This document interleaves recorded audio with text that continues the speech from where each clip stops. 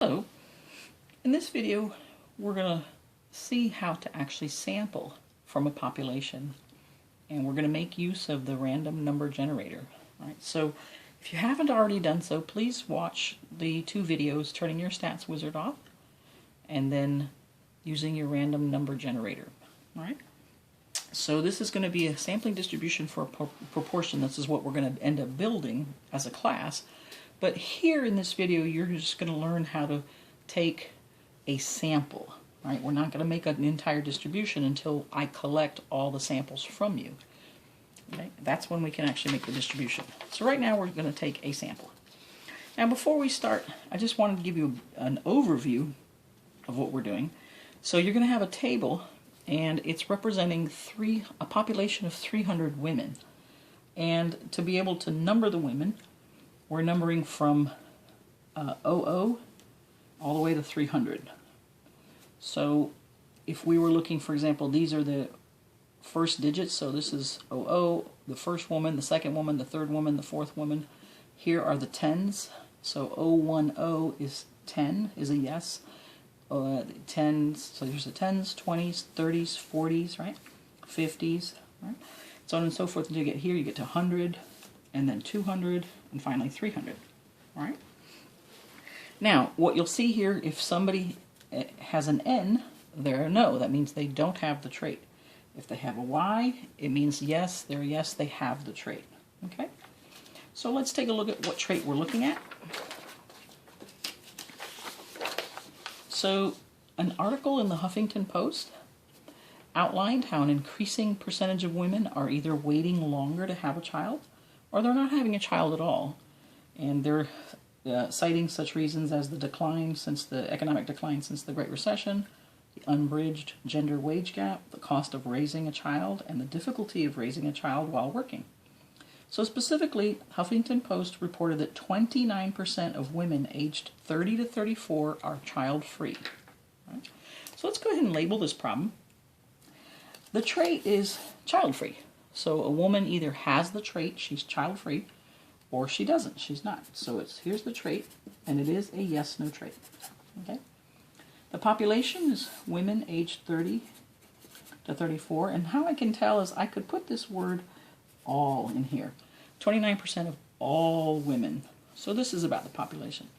And this 29%, that's P, the population parameter. Right? It's the 29% of all women, 30 to 34, who are child-free. Right? So, what we're going to do then is, the trait is child-free, population is women aged 30 to 34. We're going to simulate sampling from a population. And as you saw, the table has 300 women. A Y represents a woman who is child-free, she has the trait. An N represents a woman with a child, so she's not child-free. And what you'd see is if you counted all the yeses in that table, you would find that 87 out of the 300, or indeed 29%, which is the population parameter, have the trait, right? So what that means is, if I counted all the yeses, I just said 1, 2, 3, 4, so on and so forth, I'd have 87 out of 300, or 29%, have the trait, and that's in the population. The other thing I just want to point out here is that the population parameter, P, which is the 29%, is fixed. It doesn't change. Because the only way for it to change is if I change this yes, for example, to a no. But it's a yes. I can't change that. It's fixed. What you're going to see is that our samples vary. The first time you sample, you might get a certain percent because you're only taking a piece of the population. The next time you may get a different percent. In fact, you probably will. And so the samples will vary because they're just pieces of the population. But the population itself, the population parameter, is fixed. Okay? So now let's go ahead and just see some examples like what would happen. So say, for example, you were asked, well, actually not asked, if you used your random number generator, and what came out was 7. Right? So how do I find out? Is that a yes or no?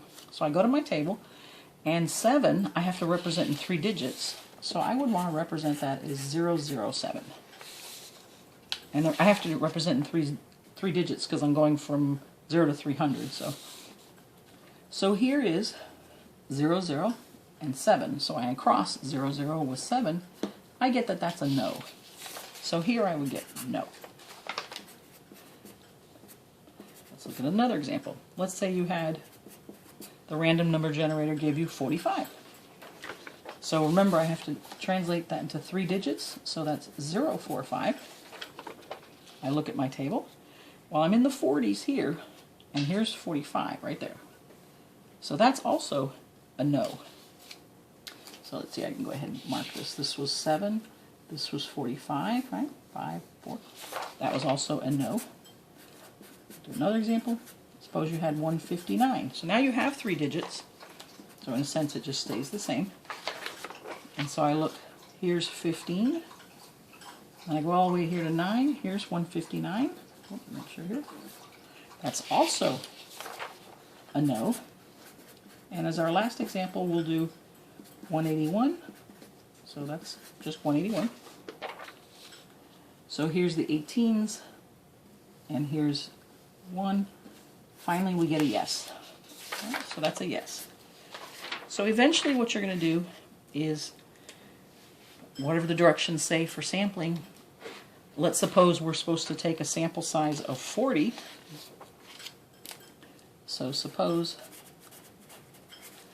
sample size is 40, meaning I look up 40 numbers. So I'll get yes, no, no, yes, really.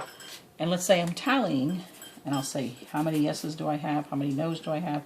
And let's suppose, for example, that after I tally, I get, for example,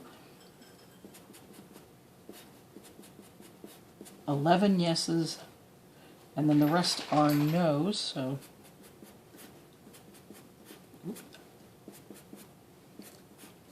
let's see, that's 15, 20, 25, 30, let's see, what is that, 20, 30, and a little bit.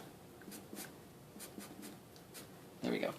So here's my no's, and so then I would say, okay, my sample percent is 11 out of 40, which when I go ahead and convert that to a decimal, 0.275, and I'm going to round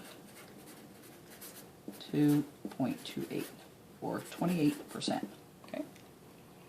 So there's my decimal form, and then if I were asked here, go ahead and put this in here, I would say 11 out of 40, 0.275, which you could make 0.28, and then make 28%.